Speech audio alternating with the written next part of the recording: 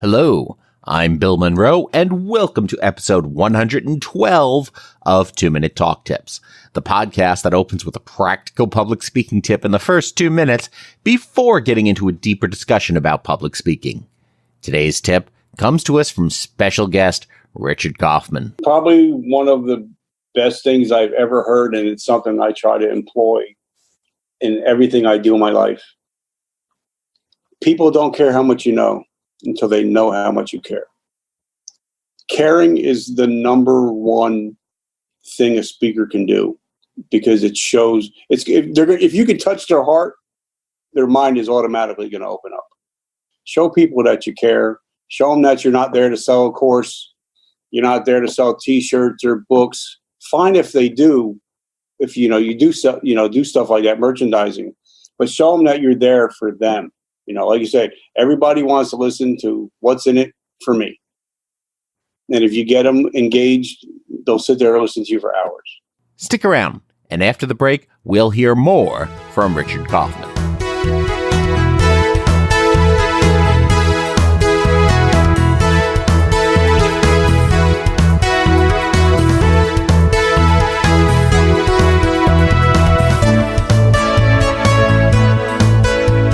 Welcome back. Richard Kauffman is a member of an elite group. He joins nursepreneur Katie Harris as only the second guest to appear on both 2-Minute Talk Tips and Strokecast. I originally spoke with Richard back in August of 2018 in episode 29 of Strokecast about his experience in surviving an ocular stroke when he was wounded in combat. Over the past year, his projects and initiatives have grown quite a bit. He's doing more work to help more people than ever before. The theme that runs through this episode is about compassion and connection. It's about connecting with your audience, connecting with individuals, allowing folks to truly talk with you, and enhancing that connection through the power of touch. Richard brands himself as #the comeback coach, helping people come back from life challenges many thought they might not survive. I do have a bit of a content warning for this episode. We talk about both suicide and addiction. It's a big part of Richard's history and the journey of recovery he's on today for both himself and the people that he works with. Richard Kauffman has had a fascinating life. At various points, he's been an addict, homeless, in the Army, wounded in a Humvee, retail salesperson, survivor of an ocular stroke, podcaster, a speaker, and now, #the comeback coach. So now, let's talk to Richard Kauffman. So Richard, thanks so much for joining us here on 2-Minute Talk Tips this week. Thank you for having me. I appreciate it.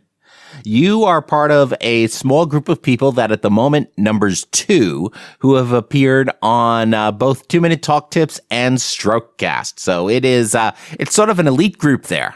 Cool. Well, I like being in an elite group, but unfortunately we're not going to keep it that way. You're actually going to grow this. So. Yeah, absolutely. And what's happening is more and more folks that I'm encountering have turned things like their stroke survivor stories into stories and messages that they then share with groups of people. And so there's a lot more overlap with the public speaking field since then. Yeah, it's becoming a very big thing now, especially with podcasting now. Public speaking is becoming very big now. Absolutely. It's one of those things I talk about a lot, but, one of the great things about technology for speakers is that it used to be you had to wait for somebody to give you a stage. Now you can go ahead and make your own stage. Yeah, so very true. As long as you have a phone, you're good. You can speak to anybody, anywhere. So, there's lots of amazing things happening in public speaking today.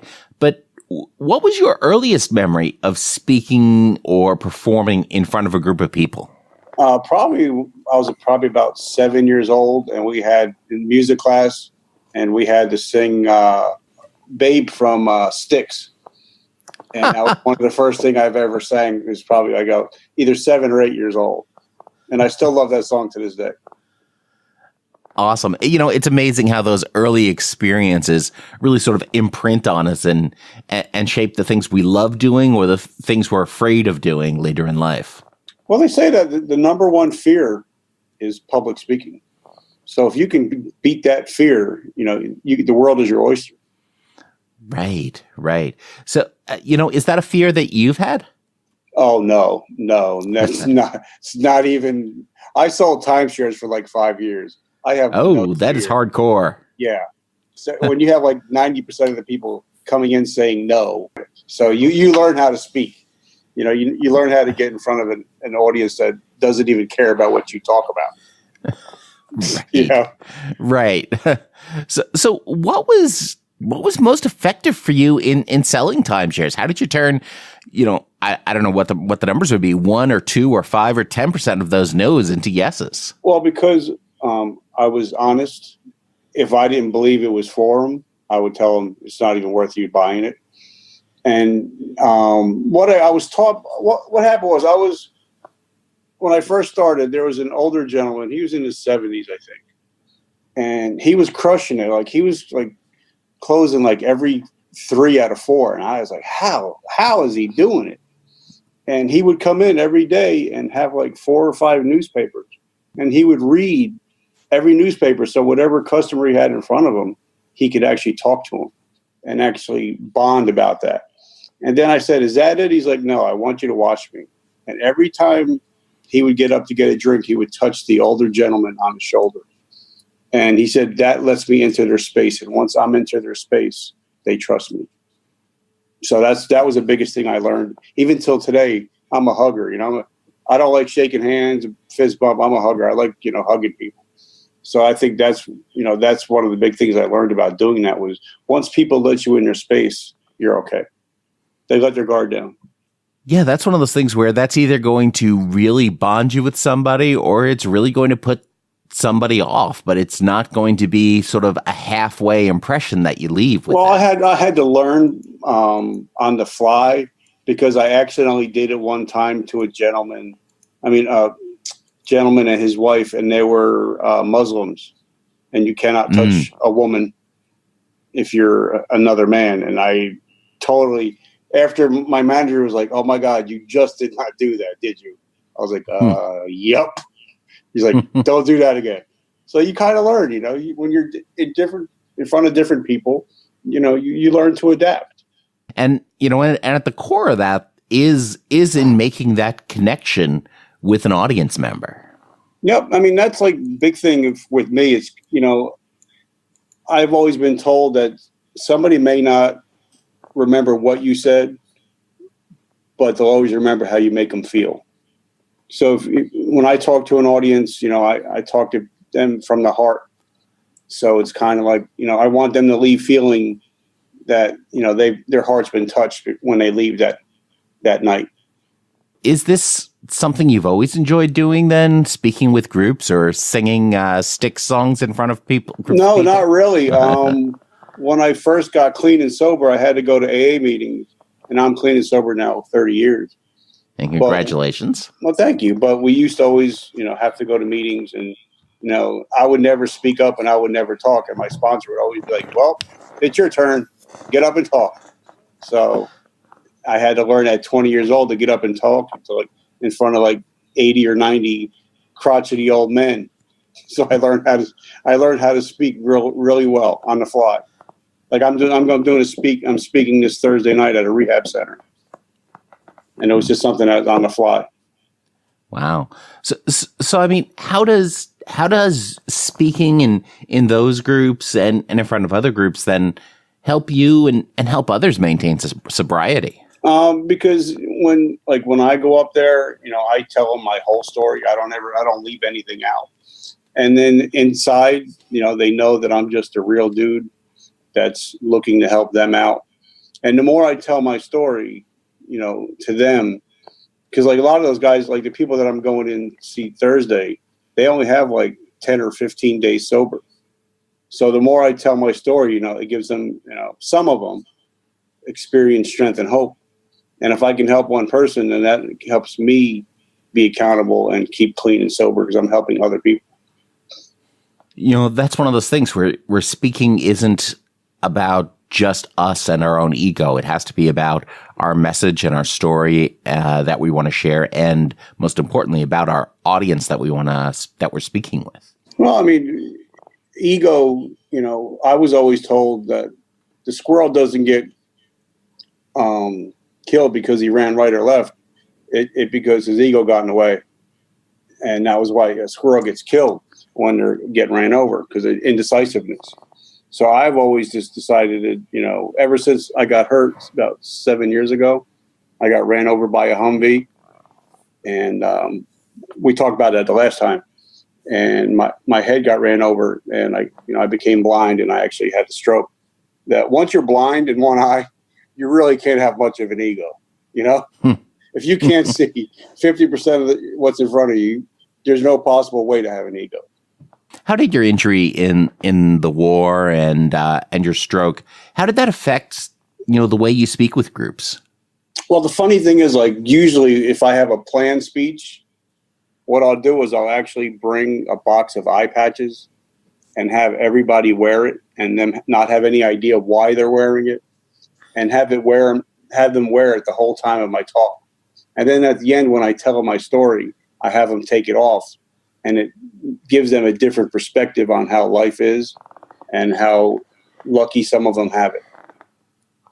So I actually use it as a teaching tool instead of a negative thing.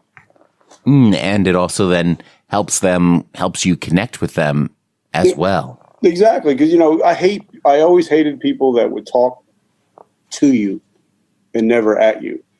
And they would never make eye contact. And that drives me crazy. And that's something I'll never do. I'll actually go out in the audience, shake hands, hug people. When I do my questions and answers, I'll actually go out and talk to them about whatever their problems are. Because it's not about me. It's never about me. It's always about saving another life. So what are you typically doing then in the 5 minutes before you take the stage? First, I pray, because, I always ask for guidance. No matter what I do, I'm always asking, whatever, because sometimes I'll start talking about one thing and then it'll just move over to something else that I wasn't even planning. Like last night, I did a Facebook Live. The guy I was supposed to interview couldn't get on, so I had another gentleman on, and we had a blowout Facebook. It was awesome. So whatever happens, I just pray that that God's going to give me that guidance. And then I also do a couple jumping jacks. I get all pumped up before I go out there, because it's exciting. It's to be on stage and actually have people listening to you. It's an amazing feeling. One of the things you meant there with the idea of doing the jumping jacks and burning off that extra physical energy because it's so exciting. The excitement of getting out on the stage that you feel, that I feel, that a lot of folks feel, is just so closely related to the nerves and panic and anxiety that a lot of other folks feel before they get out on stage. It's a lot of that buildup of that energy and that physical energy, and doing that exercise can help release some of that. Well, I was listening to one of my podcasts on one of my friends, Ed Milet, and he was talking to a Super Bowl champion, Steve Weatherford, and he said he played in 174 NFL games, and he threw up before each and every game. And he's an NFL champion. So when I get out, when I do my push-ups and or I'll jumping jacks, it just gets me pumped up, because it's the greatest feeling in the world to be able to help people. And people don't like somebody that's monotone, or they don't come out and they're really boring. It just shut people off in the first 15 seconds if you're that way. And of course, it's getting out on stage. It's helping folks. So you have a story and a message to share, and you share. Obviously, we talked about being blind in one eye and with the eye patches. What is the core of the message that you're sharing with most of your audiences? Well, obviously, I'm as you know, I'm known as the comeback coach, and my message is, if I can come back from drug addiction, alcoholism, homelessness, being thrown out of the military, to now, ending up with 24 years in the military running $1 million company and speaking on stage with only a 9th grade education. Anybody can do it. That's what I wanted to put out there. That no matter how old you are, you can always come back. Everybody loves a comeback story, or else Rocky would not have done really well if people didn't like a comeback story. And that's what I try to convey to people, that it's never too late until it's too late. And that's one of the things that, is also very strong, especially in American culture, is the idea of we love a story of redemption. Yep. That's why my podcast was called Recovery and Redemption. That's what it's all about, redemption. People love a redemption story. So why did you start the podcast? Because I knew some people. What happened was I was on a guy, one of my best friends, his name is Donnie Boydman, and he has a podcast called Success Champions. We actually had Donnie on the show just about a month ago. He's an awesome person, and he was the first podcast I was ever on. And we were talking more about, how now I work with players that are in the NFL, Major League Baseball, WWE. And then I started telling him my backstory. And I kept trying to go back to what I'm doing now. He's like, no, you need to talk about the that happened to you. That's what people need to hear. And that's when I really started doubling down on telling people my story to help save lives. And that's where the whole podcast and doing my Facebook Lives come out. Like last night I did a Facebook Live. Right after that, somebody from Australia called me, said they needed help, and they checked themselves into a rehab. Oh, that's fantastic. So, if I can make, save one life, it's all worth it. What do you see as the difference between what you do with your podcast versus what you do with Facebook Live? My podcast is I got the idea more from Gary Vee, that it's just like less than a 3-minute blurb. So, and I don't do it every day. I just do it every couple of days. It just say if somebody's, driving to work and they're feeling kind of down and out and they need a little bit of pumped up or motivation before they go to work, they could just pop on, listen to me for 2 or 3 minutes and go to work. So, and then when I do my Facebook Lives is when I pick a subject and I talk about that subject and I go in detail about that subject and how it affected my life. And then I have special guests that come on also. That's really interesting. One of the things I think is really interesting about Facebook Live is how easy they've made it to go ahead and share your thoughts and just click a button and bam, you're there, whether you're on your phone or on your computer. And you could just start going and start broadcasting and recording, and then you've got something you can share or put elsewhere. And it's a great way to engage folks live in the moment as well. Yep, like the kid that I had on yesterday, he was a 19-year-old kid, and now he's a riser coming up in Instagram world. He's actually is an Instagram. That's what he does. He helps people grow their Instagram accounts. And he was just coming on and giving people information, and people were learning, and people were getting excited because they're learning something from a 19-year-old kid talking to a 50-year-old man. So. And the good thing is, because he was watching, everybody that are his friends, they're all watching too. Sure. So you're hitting all different age groups and demographics, and you never know who you're going to become friends with, like that. Right. Yeah, absolutely. It's one of those things too, where, there's just so much variety out there. I actually, you do my shows. It almost sounds like in the opposite way of that, in that I use my podcasts are typically going to be my more produced, more planned out types of productions. And then I'll go ahead and jump on Facebook Live for things that I haven't really necessarily thought through, but want to sort of talk about and think about while I'm doing it live, and just communicating with the audience that way, making sort of the podcast the more regular, formal thing of, for lack of a better term, of my brand, versus the Facebook, which is more of that, let's go ahead and just start talking and see where we go. So I like that. That's when my ADD kicks in. So I'll have people, asking questions, and it's good because I can easily pivot. Where I've talked to a lot of podcast hosts, if you kind of go off track, they kind of get nervous because they don't know where to go. Just having a conversation between two friends. you know. Just like I have people that have had me on and they're like, man, it just seemed like I was talking to my friends for an hour, you know? Mm-hmm. And I like that. It's just, you know, two friends just sitting talking over a cup of coffee. Yeah, absolutely. Absolutely. It's a great way to sort of drive engagement and to share a message and share a story with folks in a way that they don't feel they are being preached to, because they're not. Mm-hmm. Definitely. So how is your experience on Facebook Live and in doing your podcast? How's that informed the other talks and other speeches that you give? In my mind, it's, you know, even like, you know, Gary says, it's the same speech over and over again, but it's my story, so it never gets boring. And, you know, it all boils down to me trying, like like somebody asked me yesterday, they said, well, what do you feel, you know, right as you're about to take the stage? And I said, I just pray that one person in the audience is going to decide, I was going to commit suicide tonight when I go home, but I'm not going to. I'm going to get help. And that's the main focus of everything that I do, is saving one life. And that makes it, and that's simultaneously both complex and challenging, and at the same time, just a really simple, clean goal. Yep. My goal, well, this year is to help 1 million people. That's my goal.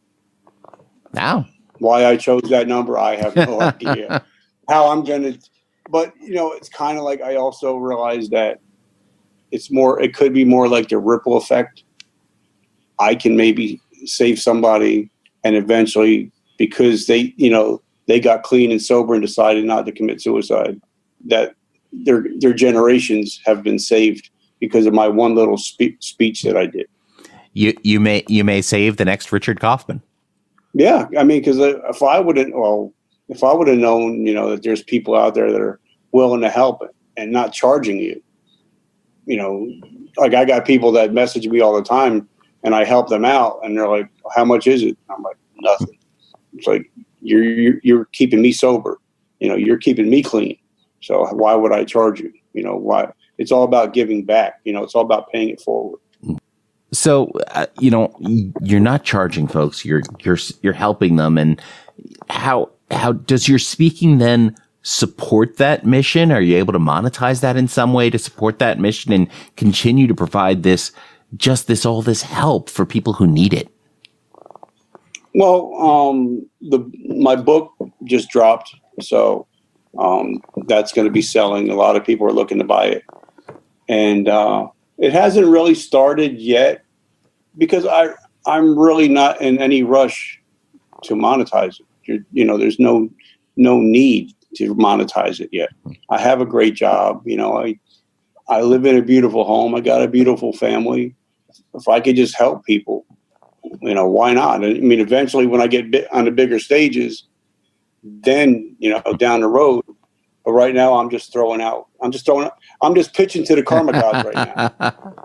And the funny thing is, like, now I'm starting to get, you know, I'm talking to guys like Ed Milet, you know, I'm talking to guys like Gerard Adams, Ty Lopez, you know, people that I'm just interacting between them all. So eventually they're going to be like, wait a minute, who is this guy, the comeback coach? We got to have him on our stages. And that's when it'll happen. So, you know, I'm not worried about it right at this moment. Awesome. How did you come to write the book? What was the process around that? One of my mentors, Rob, the warrior strategist Garcia, said, you know, you have to, like you're saying, you know, you have to monetize a little bit. You know, you have to, because if you want to, like, say, go fly somewhere to do a speech and it's not a paying gig, but you can be in front of 5,000 or 10,000 influencers. You got to have a little money in your back pocket. And then he said, you know, it lends a lot of credibility when it shows that you are a published author. You know, if you have a book that's actually published on like Amazon or Kindle, it shows that you're an expert in what you do. And that's how it all started, like 5 months ago. Well, 5 months to from starting with the idea to actually getting a book ready to drop, that's pretty darn quick. Well, I mean, it's only an ebook. It's only like 73 pages, so it's not a big deal. It's not because I didn't want to put everything that I've ever done into it, because I want to be able to write a second book or a third book. Like you said, you got to leave them hungry. Sure. And then, I think the book, because when I was talking on somebody on their podcast, and we were talking, they're like, you ever watch that movie 8 Mile? Oh no, not yet. But it's on the. I now have a page in my notebook of just a list of movies that I have to see. Well, my friend told me that in the end, the 2 rappers are about to do battle, and one rapper just tells everything he's ever done wrong in his life, and then the other rapper had nothing to come back and say to him. And my friend said, "Why don't you just put everything you've ever done out on social media?" And then people can never say anything about you. Like it's people say, all right, you were a drug addict. Okay, but now I'm clean. You were homeless, but now I have a home. You were poor. Okay, but now I got a beautiful house and a beautiful wife and kids. So if I can do it, anybody can do it. And then when I started writing the book, it became very cathartic. I was actually realizing that a lot of things that were going on in my life, I was the problem. If you go through, 10 different relationships, you're probably the problem, So and it was good because I was writing everything out. I wrote it out by hand. I didn't even do it by computer. I wrote it out on a yellow page. And it was very, it was a very, it got into my head a lot, and it got into my heart. And then some people I had to go make amends to. So it was more, I guess it was just more of pouring my heart and soul out, and then thinking, okay, now you're 50 years old. Now you can move on with the rest of your life. It's fascinating. It's one of the things that's really amazes me is just the power of writing it down or saying it out loud or just getting your thoughts out there and getting your ideas out there, because we know so much stuff that we don't know that we know. Mm-hmm. And it sounds like was your experience in writing the book. You learned a lot about yourself by just putting down things you already had going on in your mind. And then what I did was after every chapter in my book, I actually wrote down what lessons I learned from that period in my lifetime. So it's not only my autobiography, it's also helping other people. And then in the end, the last 2 chapters are the last chapter is how to recognize if somebody is suicidal. And then the other chapter is how to recognize the signs of addiction. So it's also a guidebook for other people that are, might be dealing with addiction or suicidal thoughts. So what are the most important things to look for to be aware if somebody is suicidal or dealing with addiction? Well, I talked last night, and somebody asked me, what is on average, what does a suicidal person look like? And I said, 60% of the time, it's not what you think. A lot of people that are suicidal, they actually become very happy because they know that this life is coming to an end, and they seem very giddy and very happy. So if you have a person that's normally very melancholy and all of a sudden they become giddy and happy, that's the person you need to look out for. What should you do when you encounter those signs? Like if me and you were going to go out for coffee and stuff, I'd be like, how are you? And you'd be like, I'm good. You? How are you? Good. But if somebody would ever ask you, look in your eyes and say, no, how are you really doing? And I think sometimes we need to take that extra step. If you see something like that, you be like, all right, let's go out for lunch, and then ask somebody, how are you really doing? Don't give me, and then you tell them, don't give me the fake bullshit answer. Give me the real answer. How are you really doing? And most people, they'll know they can't BS you at that point. They'll actually open up to you, because they know that you actually care, and you're not just saying, how are you? It's like saying good morning. Everybody says good morning, but they don't really mean it. It's at that point they recognize that they're with somebody who will actually hear them. And I think at its core, all of us, we really just want to be heard. It's why social media has gotten so big. Everybody is looking for some validation, looking for somebody to recognize them, looking for somebody to, even if it's just tap them on the shoulder in a timeshare presentation. It's, they want to be acknowledged. They want to be recognized that, yeah, there are people out there to listen. There are people out there who care. Well, everybody listens to the same radio station. It's called WIIFM. What's in it for me? Everybody listens, everybody wants to hear their own voice. And normally, if you can get somebody talking, they're your best friend. Well, that's awesome. So what's some of the biggest mistakes you see other presenters making? That they start talking about, like I'm doing, like I said, doing this meeting on Thursday. And I wanted to only speak for like 15 minutes and do a question and answer session for 45. And he told me no. And I'm like, come on, I hate talking about myself. And a lot of times you get these presenters and all they do is go on and on about themselves. They're like, all right, we get it. We get you, all your accolades. And then most people tune out if they don't see that there's anything in it for them in the speech, they're not going to listen to you at all. They're going to tune you out and go right to their phone. And it's easier than ever for an audience to tune out a speaker now. Oh, definitely. Because all they got to do, they got their phone on them. As long as it's on vibrate, they'll just they'll look at their phone the whole time. Well, that is fantastic. That's awesome. What else would you like the audience to know about speaking and about your experience with speaking? Speaking is just having a conversation with somebody, except as you're just in a large room. And it's just, it's the inflection in your voice. Because you get like, you got that guy, Abriel, or nobody wants to listen to that. For, like even on TEDx stages, 18 minutes is what you're allowed. So, but imagine 18 minutes of that. It would feel like a lifetime. Right. So you have to, work with the inflection and make eye-to-eye contact with people. I'll actually go out in the audience and high-five some people, give them some hugs in the middle of the speech. And people are like, and it gets the audience energized because you're not just sitting there talking. And that's what Gary Vee is a master at. He actually gets to, like when I do a question and answer, I want to know your name. I don't want you to just answer a question. I want to know who you are. And it actually gets the audience engaged. They want to know that you care about them. You're not just trying to make money or you're a meal ticket. That's awesome.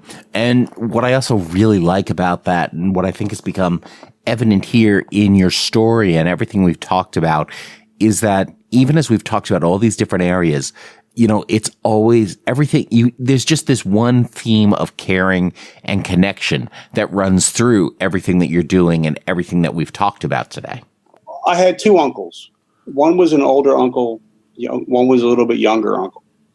And they both passed away a couple years ago. And my one uncle that was older, he was like 76 years old. He was just a regular guy, regular family guy. And when he died, at the funeral home, there was like just a family. There was like nobody there. But my younger uncle, my Uncle Tino, when he passed away, he was in his 50s. But he was a leader in his church, and he was very charismatic, and everybody loved him. And they had to have like 2 or 3 services. So when I went to my other uncle's service, I sat there thinking as I'm looking at the coffin, what are people going to think of? What are people going to say about me when I'm gone? What kind of legacy am I going to build? And that's when, and that day at the funeral is when I really started thinking about, like Gary says, legacy is always more valuable than currency. And it hit me that, the more people I can help, the better life is going to be. And the reason I wrote that book is so my daughter, when I'm dead and gone, she can actually go back and look and to know how much she was loved and cared about. And, it's just about building my legacy. Fantastic. So Richard, if folks want to know more about you and what you're up to or check out your Facebook Lives, where should they go? They can follow me at Richard Kauffman, Kaufman. I'm at the Facebook limit. I'm at like 5,000, so they can follow me. But I also, on that page, I also have a couple of different pages that I run, or they could just hashtag the comeback coach. And the reason why I did that hashtag is when I met Gary at his father's store, I said, Gary, give me one nugget of information I can take home and use today. He said, make yourself a hashtag. And now if somebody clicks on the comeback coach, it'll go to all my social medias. So that was something that I learned that was very useful. And the book is available on Amazon now as we speak. It's available. It's called A Hero's Journey from Darkness to Light, Richard Kauffman. And the thing about if they do buy the book, 35% of the proceeds are going to a foundation that helps raise awareness for first responder suicide. So 35% of the proceeds are going to a charity because on average, 35 first responders commit suicide every day in the United States. So that's why I did that. And that's one of those things too, where plugging stuff isn't just about ego. It's about enabling these additional supports. It's about helping other folks get a message. And yeah, so we'll have all of that available over at 2minutetalktips.com/Richard. So Richard, thank you so much for being on 2 Minute Talk Tips this week. This has been fantastic. Well, thank you for having me. Richard's book is available on Amazon. Just search for A Hero's Journey from Darkness to Light, or click on the link at 2minutetalktips.com/Richard. Whether you're selling timeshares, connecting with a support group, or presenting to 1,000 people, compassion and connection are how you can be effective with your audience. If you want to hear more from Richard, visit strokecast.com/Richard to hear our previous conversation. Head on over to 2minutetalktips.com/Richard to check out Richard's links, podcast, Facebook Lives, and find his book on Amazon. Subscribe to 2 Minute Talk Tips for free in your favorite podcast app so you never miss an episode. And of course, as always, don't get best. Get better. Thanks a lot. I'm Bill Monroe, and I'll talk to you next week.